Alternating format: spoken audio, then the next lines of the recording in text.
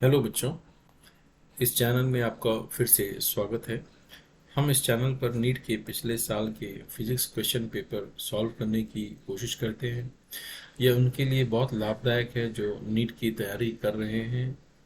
यह उनके लिए भी फायदेमंद है जो जेई मेंस की तैयारी कर रहे हैं, क्योंकि यह एनसीईआरटी पर आधारित है। हम इस चैनल में काफ़ी आसान तरीके से समझाने की कोशिश करते हैं ताकि आप उसे समझ सकें और आप उसे लागू कर सकें। अगर आप इस चैनल पर कुछ सीख रहे हैं तो आपसे दरख्वास्त है कि आप हमारे चैनल को लाइक और सब्सक्राइब करें ताकि हमें और कंटेंट बनाने की प्रेरणा मिले। अगर आपके कोई सवाल हैं तो आप कमेंट्स में पोस्ट करें, हम उनका उत्तर शीघ्र देंगे। तो हम आगे बढ़ते हैं। तो हमने इस टॉपिक पे, वेक्टर्स के टॉपिक पे, हमने कुछ 17 सवाल हमने दिए थे, जिसका कि हमने छः क्वेश्चंस के सॉल्यूशंस आपके साथ शेयर किया था। तो इस वीडियो में हम लोग और बाकी प्रॉब्लम को सॉल्व करने की कोशिश करेंगे। तो इसमें आप देखेंगे हमने इसको सॉल्व किया था क्वेश्चन 1 से लेकर क्वेश्चन 6 तक। तो अभी हम लोग बाकी क्वेश्चन सॉल्व करेंगे। ओके। इस प्रश्न में दिया हुआ है कि A cross B is equal to √3 AB, right. तो ए क्रॉस बी, ये दोनों वेक्टर है। Okay. A cross B is equal to √3 और A vector B vector. Okay. तो अगर ये है तो हमको निकालना है कि ए प्लस बी वेक्टर कितना होगा। फिर हमको ये निकालना है। तो हमने पिछले प्रॉब्लम में इसको सॉल्व किया था, उस प्रॉब्लम की तरफ चलते हैं। अ, तो हमने यहाँ पे देखा था, इस प्रॉब्लम में आप देखेंगे तो हमने देखा था कि ए और बी जो दो वेक्टर हैं, इनके बीच में जो आता है कि इनके बीच में दिखता है, हम लोग कैलकुलेट किए थे कि दोनों के बीच में 60 डिग्रीज एंगल होगा। ठीक है। तो हम लोग ये मान के चलते हैं कि दोनों के बीच 60 डिग्री एंगल होगा। आप इस क्वेश्चन को आप दोबारा देख सकते हैं कि हमने कैसे सॉल्व किया था इसको। ठीक है। हम यहाँ से बढ़ते हैं। तो इसका मतलब कि जो थीटा जो है जो थीटा जो है ये 60 डिग्रीज है, राइट। ये हम लोग मान के चलते हैं जैसे कि हमने उस प्रॉब्लम में सॉल्व किया था। तो हमको भी निकालना है ए वेक्टर प्लस बी वेक्टर, इनका वैल्यू निकालना है, राइट। तो इसका हम लोग कैसे निकाल लेंगे, दोनों का हम लोग इसका इसका स्क्वायर करेंगे और फिर उसका स्क्वायर रूट निकालेंगे, राइट। इसका स्क्वायर करेंगे, स्क्वायर रूट निकालेंगे। तो स्क्वायर जब करेंगे तो ये आएगा A square B square plus 2ab cos of theta. तो थीटा कितना है, 60 डिग्रीज है, राइट। तो ये कितना हो जाएगा, A square plus B square plus 2ab cos 60 होता है हाफ, राइट। हाफ, तो हाफ और ये 2 कट जाएगा, तो ये पूरे का स्क्वायर रूट है, राइट। इतना याद रखिएगा आप। ओके। तो ये हो जाएगा तो ये हो जाएगा A square plus B square plus ये ए बी। ओके। ओके। और इस पूरे का स्क्वायर रूट, तो इसको हम लोग हाफ भी बोल सकते हैं। ओके। तो इसका आंसर, अगर पहला आंसर अगर देखिएगा तो इसका ये वाला इसका उत्तर होगा। ओके। अभी हम लोग नेक्स्ट प्रॉब्लम की तरफ बढ़ते हैं। What is the linear velocity if the angular velocity, इसमें क्या दिया हुआ है, एंगुलर वेलोसिटी दिया हुआ है, जो कि दिया हुआ है 3i माइनस 4j प्लस ये दिया हुआ है। ठीक है। और पोजीशन वेक्टर जो है r, ये दिया हुआ है 5i minus 6j plus 6k। Okay. तो हमने कॉन्सेप्ट अगर आप देखे होंगे तो हमने उसमें बोला था v जो होता है, v equal to omega cross r। Okay. ये होता है लीनियर वेलोसिटी, तो हमको दोनों का क्रॉस मल्टीप्लिकेशन करना है। तो क्रॉस मल्टीप्लिकेशन करेंगे तो क्या करेंगे हम लोग, 3i माइनस 4j प्लस के। ओके, इसको क्रॉस मल्टीप्लाई करेंगे हम लोग किससे, 5i minus 6j plus 6k। इसे हम लोग क्रॉस मल्टीप्लाई करेंगे, ठीक है। इसको जरा वाइट में कन्वर्ट कर देते हैं तो और इजी रहेगा समझने में आपको। ओके, तो ये हो जाएगा। तो हम लोग कैसे वेक्टर मल्टीप्लाई करते हैं, आई जे के। ओके, तो जिसको पहले करेंगे 3 - 4 1, इसका कोएफिशिएंट लोग पहले लेंगे, 3 - 4 और 1 इसका कोएफिशिएंट लोग पहले लेंगे, और बाद में किसका लेंगे, 5 - 6 6, 5 - 6 6, इस हम लोग उसको मल्टीप्लाई करना है, ठीक है। तो ये कितना होगा, आई को पहले कॉमन लेंगे तो -4 × 6 ये हो जाएगा -24, और -4 × 6 -24 -1 × -6, ठीक है। तो ये जब +6, ओके, तो आई ये हो गया -24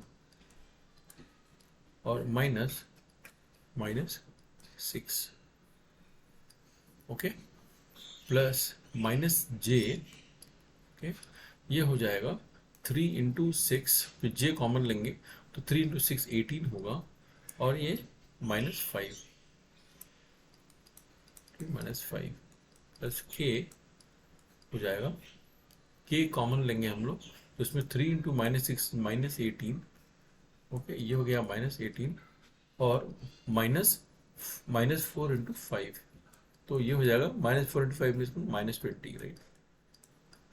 ओके, तो ये हो जाएगा उत्तर, जो कि आएगा आपका, अगर हम लोग कैलकुलेट करेंगे तो -24 + 6 कितना होगा, -18, तो -18 आए, -j, और ये कितना हो जाएगा 13, 18 - 5 13 होगा, तो ये हो जाएगा -13j, ओके, प्लस k, और ये -18, और ये जब -20 जो है +20, राइट, तो +2k, तो ये हो जाएगा उत्तर। ओके, तो इसमें उत्तर कौन सा होगा, -18 आए -13j + 2k, उत्तर बी होगा। ओके, ये उत्तर होगा। हम लोग नेक्स्ट प्रॉब्लम की तरफ बढ़ते हैं। If a unit vector is represented by, अगर यूनिट वेक्टर एक है और उसका वैल्यू दिया हुआ है, उसको ऐसे सिग्निफाई कर रहा है 0.5i plus 0.8j plus ck, okay. अगर ये यूनिट वेक्टर है तो हमको हमने पहले कॉन्सेप्ट में डिस्कस किया था, अगर यूनिट वेक्टर है तो उसका हमको मैग्नीट्यूड जो रहता है वो 1 होना चाहिए, राइट। तो हम लोग इसका मैग्नीट्यूड निकालते हैं, वो 1 बराबर होना चाहिए। इसमें एक ही वेरिएबल है तो हमको लग रहा है उससे आंसर हो जाना चाहिए, राइट। तो इसका मैग्नीट्यूड कितना होगा, 0.5 का होल स्क्वायर इस वेक्टर का, प्लस 0.8 का होल स्क्वायर प्लस c का होल स्क्वायर, ओके। ये होना चाहिए 1 स्क्वायर, देखिए 1, तो ये कितना हो गया 0.25 प्लस ये हो गया 0.64, ये हो गया c square, this is equal to 1। इसका मतलब हो गया 0.64 + 0.2 होता है 0.89, तो c square is equal to 1 - 0.89, तो ये हो गया 0.11 c स्क्वायर, ओके। तो इसका मतलब c हो गया √0.11, यही उत्तर होगा, ठीक है। इसमें अगर देखेंगे तो आंसर सी जो है यही होगा, ओके। फ्रेंड्स, जो हमें, अगर आप समझ रहे हैं, अगर कुछ सीख रहे हैं, तो आपसे गुजारिश है कि आप प्लीज़ इस चैनल को सब्सक्राइब कीजिए, इस वीडियो को लाइक कीजिए, ताकि हमें और मोटिवेशन मिले और कंटेंट बनाने के लिए जो आपको लाभ होगा आपको नीट क्लियर करने में, ठीक है। अभी हम लोग नेक्स्ट प्रॉब्लम की तरफ बढ़ते हैं।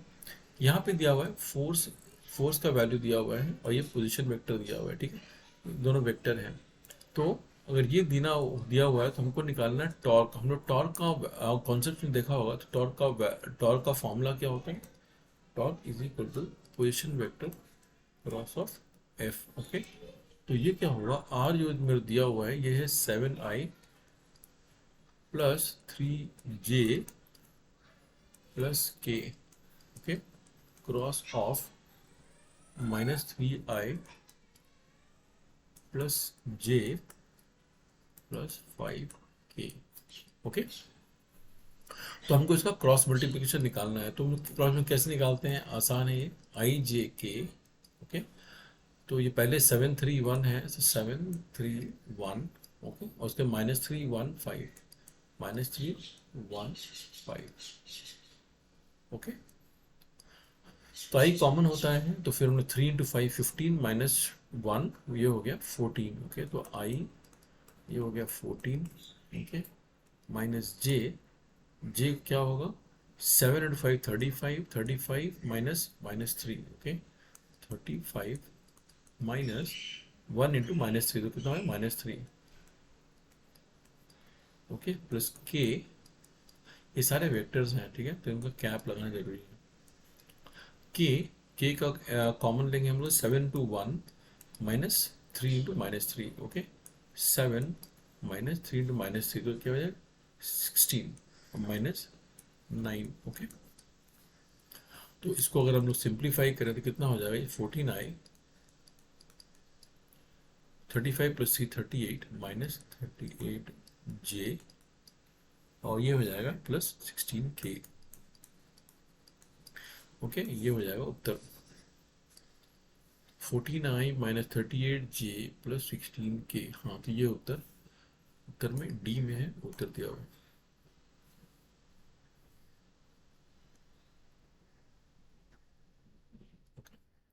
नेक्स्ट प्रॉब्लम की तरफ बढ़ते हैं।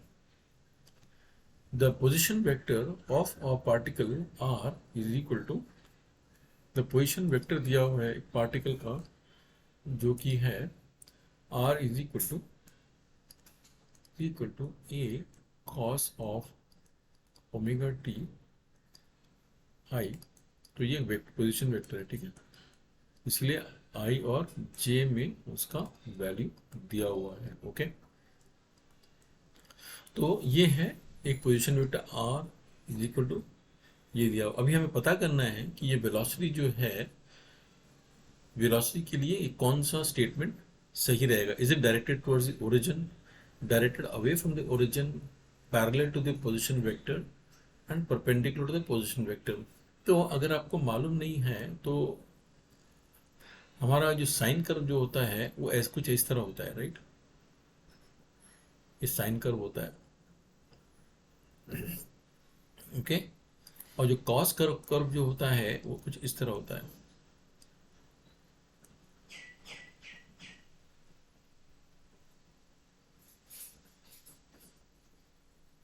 ओके, ये है साइन कर्व, साइन कर्व, और ये कॉस कर्व हो गया। ओके, तो ये दोनों हमें कुछ पता नहीं चल रहा है कि डायरेक्टेड टुवर्ड्स द ओरिजिन है, हमें यहाँ से कुछ पता नहीं चल रहा है, राइट? तो हम इसके बारे में कुछ बता नहीं सकते, डायरेक्टेड टुवर्ड्स द ओरिजिन है, directed away from the origin हम कुछ बता नहीं सकते हैं। तो हम लोग अगले चीज़ की तरफ बढ़ते हैं कि ये क्या पैरेलल हो सकता है या परपेंडिकुलर हो सकता है। तो अगर परपेंडिकुलर होगा तो हमको मालूम है कि इसका फॉर्मूला क्या है। अगर परपेंडिकुलर होता है तो दोनों दो वेक्टर परपेंडिकुलर तब होंगे जब उनका डॉट प्रोडक्ट जो होता है, जब उनका ये जब परपेंडिकुलर होते हैं टू, हमको मालूम है कि हाँ, two vectors are perpendicular if dot product is equal to 0। तो ये बहुत आसान तरीका है निकालने का। तो हम लोग क्या करेंगे, दोनों का डॉट प्रोडक्ट निकालेंगे, ठीक है। तो डॉट प्रोडक्ट हम लोग कैसे निकालेंगे हम लोग, तो इसके लिए हमको पहले v निकालना पड़ेगा, वेलोसिटी का, राइट। तो r अगर दिया हुआ है तो हमें कॉन्सेप्ट में देखा था, तो r अगर दिया हुआ है तो वेलोसिटी कैसे निकलेगा, is d r d t. Okay, v is d r d t, तो आर दिया हुआ है तो हमको वेलोसिटी कैसे निकलेगा, तो इसको हम डिफरेंशिएट करेंगे। तो ए सामने कांस्टेंट है वो तो वैसे का वैसे ही आ जाएगा। टी का कोएफिशिएंट है डब्ल्यू, तो ये डब्ल्यू इधर आ जाएगा, ठीक है। और कॉस ओमेगा टी को डिफरेंशिएट करेंगे तो वो हो जाएगा into minus sign omega T, okay. ये हो जाएगा आई, ओके, प्लस अब इसको डिफरेंशिएट अगर हम लोग करेंगे टी के बेसिस पे, तो ये तो कोएफिशिएंट है तो वैसे ही रहेगा। टी का डब्ल्यू यहाँ पे कोएफिशिएंट है, तो साइन ओमेगा टी के जब हम लोग डिफरेंशिएट करेंगे तो ओमेगा बाहर आ जाएगा, ओमेगा, और ये हो जाएगा कॉस ओमेगा टी, ये हो जाएगा जे, ओके। तो ये हो गया कितना, minus A omega sine omega T, और ये आई प्लस ए ओमेगा कॉस ओमेगा टी, ये हो गया जे। अभी अगर परपेंडिकुलर अगर होना है तो उनका डॉट प्रोडक्ट हम लोग लेंगे, तो वी डॉट ऑफ आर कितना हो जाएगा। तो हम लोग डॉट में क्या करते हैं, अगर आपको याद है कि जो सेम जो रहता है, same vector for example I रहता है, सिर्फ हम लोग उसका प्रोडक्ट निकालते हैं कोएफिशिएंट का, ठीक है। तो हम लोग इसमें इसका कोएफिशिएंट निकालेंगे प्रोडक्ट का, ठीक है। तो इसका आई का जो कोएफिशिएंट है और इसका जो आई का कोएफिशिएंट हम लोग का प्रोडक्ट निकालेंगे, तो दोनों को हम लोग मल्टीप्लाई करेंगे, राइट। तो ए कॉस ओमेगा टी को हम लोग माइनस ए ओमेगा टी से मल्टीप्लाई करेंगे, A omega sine omega T multiply करेंगे, जो कि ए के कोई आई के कोएफिशिएंट्स हैं। और यहाँ पे जे के कोएफिशिएंट है ए साइन ओमेगा टी, और इधर है ए ओमेगा कॉस ओमेगा टी, हम लोग इनको भी मल्टीप्लाई करेंगे, ठीक है। तो हम लोग इसको मल्टीप्लाई करेंगे तो a into minus A omega, तो ये हो जाएगा minus A omega A square omega, right. और cos omega T sine omega T, okay, cos omega T sine omega. और चूंकि ये डॉट प्रोडक्ट है तो इनका कोई वेक्टर नहीं होगा, तो हम लोग आई जे कुछ भी नहीं रहेगा उसमें, ठीक है। अच्छा, अभी इसे A a sine omega T into A W cos omega T, तो इसका कोएफिशिएंट तो ए इंटू ए ओमेगा तो हो गया ए स्क्वायर ओमेगा हो गया, correct. Sign omega T into cos omega T, right, cos omega T, okay. तो ये हो गया, राइट। अभी आप देखेंगे ये है minus A square omega cos omega T sine omega T, और यह plus A square sine omega T cos omega T, तो दोनों कट जाएंगे, राइट। तो ये हो जाएगा जीरो। तो चूंकि v डॉट जीरो, अगर ये जीरो हो गया, इसका मतलब कि v is perpendicular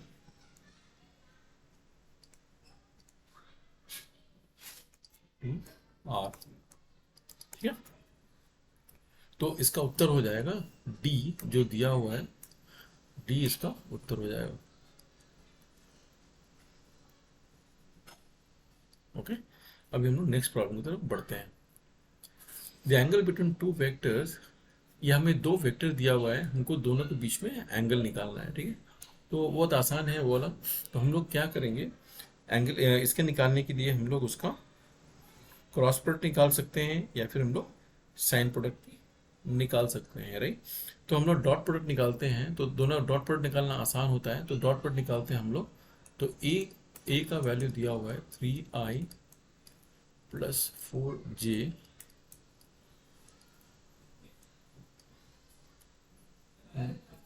plus 5k is equal to 3i plus 4j minus 5k, okay. तो अभी हम लोग डॉट प्रोडक्ट निकालेंगे तो क्या होगा, उनके कोएफिशिएंट को हम लोग मल्टीप्लाई करेंगे, और किसी कोएफिशिएंट मल्टीप्लाई नहीं करते हम लोग, ठीक है। तो 3 इंटू 3 ये हो गया 9, प्लस 4 इंटू 4 16, और 5 माइनस 5 ये हो गया माइनस 25, तो ये हो गया जीरो, ओके। अभी आपको अगर मालूम है डॉट प्रोडक्ट जो होता है, okay, is equal to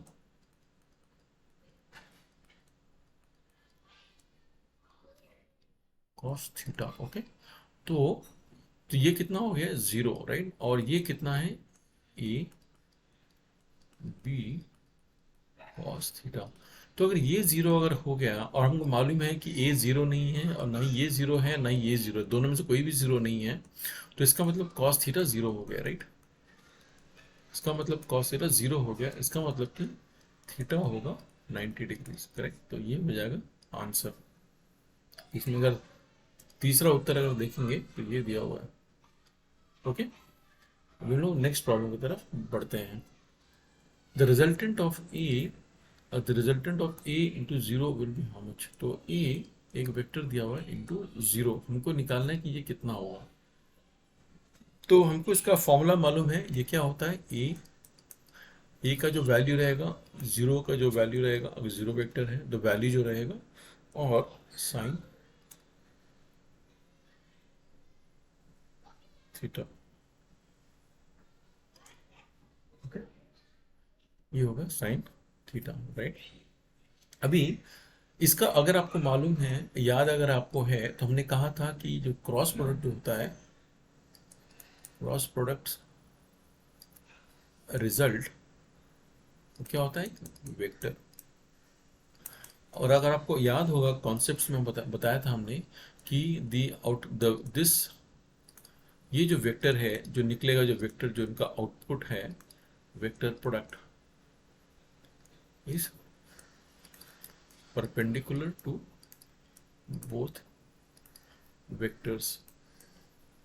okay, तो इसमें क्या हो गया, तो ए इंटू ए जीरो करने से क्या हो जाएगा, तो ये चूंकि हम लोग जीरो से मल्टीप्लाई करेंगे तो पूरा जीरो हो जाएगा, ठीक है, ये पूरा जीरो हो जाएगा। लेकिन एक बात तो जरूरी है कि चूंकि ये वेक्टर है, तो इसका जो आउटपुट जो होगा ये भी एक वेक्टर होगा, राइट, ये भी एक वेक्टर होगा।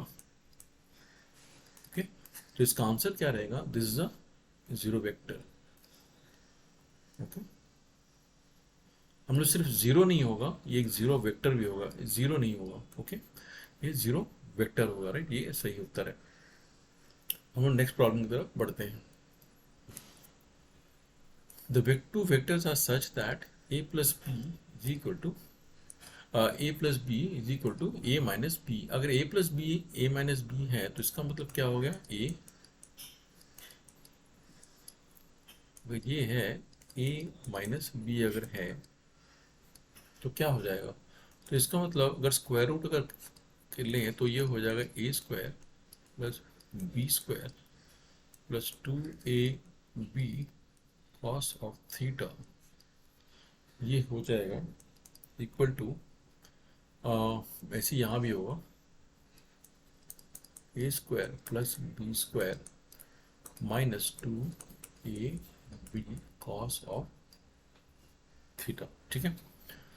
तो अगर हम लोग ये स्क्वायर रूट निकाल देते हैं तो ये हो जाएगा A square plus B square plus two A B cos theta equal to A square plus B square minus two A B cos theta, ठीक है। तो ये तो दोनों कट जाएंगे, ये दोनों, ठीक है। तो हमारा क्या रह गया, अभी हम लोग इस तरफ इसको राइट वाले को इस तरफ लेफ्ट में लेकर आते हैं, तो ये हो जाएगा two A B cos theta और plus two A B cos theta हो जाएगा, राइट। तो four A B cos theta is equal to zero. Okay, तो ये जो वेक्टर है और ये जो वेक्टर, ये तो जीरो नहीं है, तो इसका मतलब कॉस थीटा जीरो होगा, सॉरी,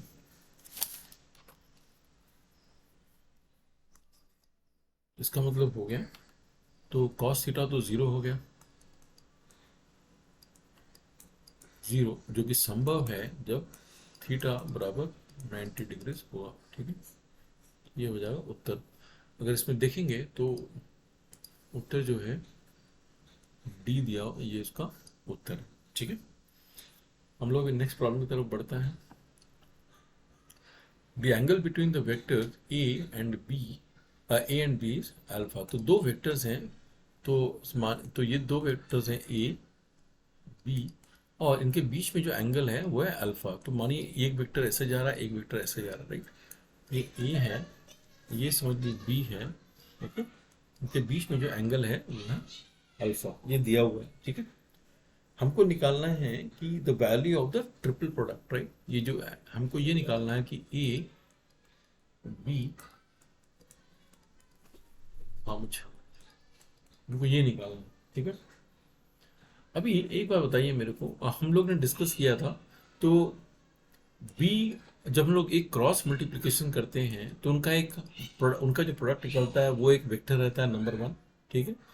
और दूसरा रहता है कि ये जो प्रोडक्ट उसका होगा, उनका जो उनका जो उसी वेक्टर के साथ जो रहेगा उनका डायरेक्शन 90 डिग्रीज रहेगा, राइट। तो अगर मानिए कि हम मानते हैं कि ये ए और ये जो है बी इंटू ए, अगर मानिए सी अगर निकलता है, ठीक है, ये सी अगर निकलता है तो सी क्या होगा, सी का बी के बीच में एंगल, सी और बी के बीच में एंगल भी 90 डिग्रीज रहेगा और सी और ए के बीच में एंगल भी 90 डिग्रीज रहेगा, राइट। तो इस यही क्रॉस प्रोडक्ट में होता है। ठीक है। तो सी और ई के बीच में, सी और तो सी और ए के बीच में 90 डिग्री रहेगा और सी और बी के 90 डिग्री रहेगा। तो सी और ए के बीच में अगर 90 डिग्री रहेगा, ठीक है, तो उनका डॉट प्रोडक्ट क्या हो गया, करेक्ट। डॉट प्रोडक्ट क्या होता है, तो ये हो जाएगा ए सी, ये हो जाएगा कॉस ऑफ थीटा, ये होता है डॉट प्रोडक्ट, करेक्ट। तो अगर इनका तो अगर अगर दोनों के बीच में अगर 90 डिग्रीज होगा तो ये तो जीरो हो जाएगा, राइट। तो ये तो हो जाएगा जीरो, है कि नहीं, क्योंकि दोनों में 90 डिग्रीज है, ये थीटा 90 डिग्री रहेगा तो जीरो हो जाएगा, करेक्ट। तो इसलिए आंसर जो होगा वो होगा जीरो। ओके।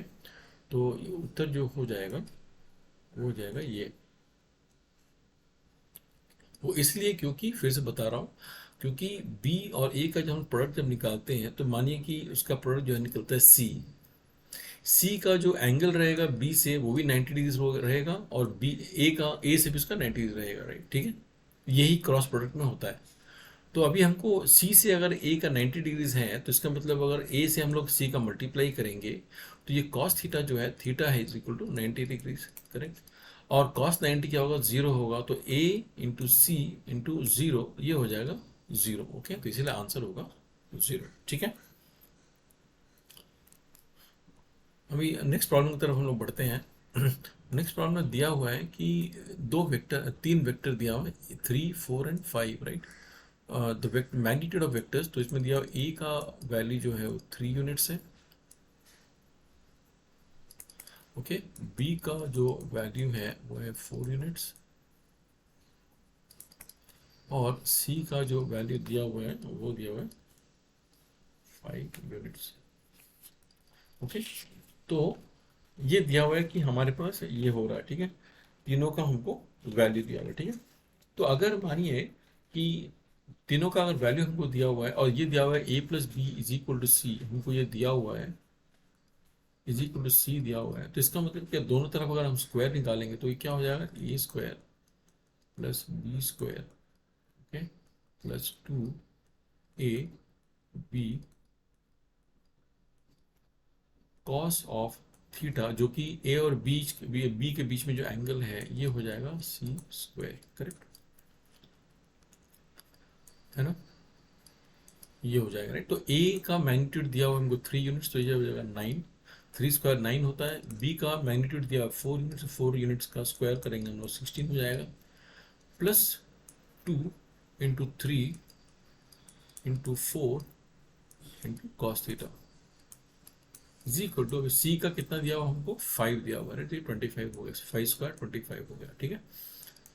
तो ये 9 और 16 तो कट जाएगा, फिर ये जीरो हो जाएगा, जीरो हो गया फिर ये।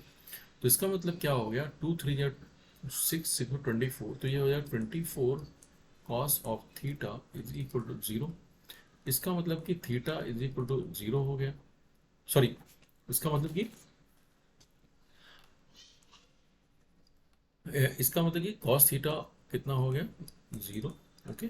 तो कॉस थीटा जीरो कब होगा, जब थीटा बराबर होगा 90 डिग्री, राइट, तभी कॉस थीटा जीरो होगा। तो इसका उत्तर हो जाएगा, तो हमको निकालना तीनों के दोनों के बीच एंगल निकालना, तो उसका जो उत्तर जो हो जाएगा वो हो जाएगा, दोनों के बीच में एंगल जो है वो 90 डिग्रीज है, ठीक है। हम लोग नेक्स्ट प्रॉब्लम की तरफ बढ़ते हैं। बच्चों, अगर आप कुछ इस वीडियो से कुछ सीख रहे हैं तो आपसे दरख्वास्त है कि आप इसे लाइक करें, सब्सक्राइब करें, ताकि हम आपके लिए और भी अच्छा कंटेंट ला सकें और आपके नीट की तैयारी और अच्छी हो सके, ठीक है। ओके। तो अभी यहाँ इस क्वेश्चन में दिया हुआ है कि the vector sum of two forces is perpendicular to their vector differences. Okay, तो vector sum of two forces तो उनका वेक्टर सम क्या हो जाएगा, A plus B. Okay, is perpendicular to their vector differences. Okay, तो ये जो है वेक्टर जो सम है वो बोल रहे हैं कि is perpendicular to the vector difference. अगर परपेंडिकुलर अगर होगा टू द वेक्टर डिफरेंसेस तो वेक्टर डिफरेंस क्या होगा, ए माइनस बी।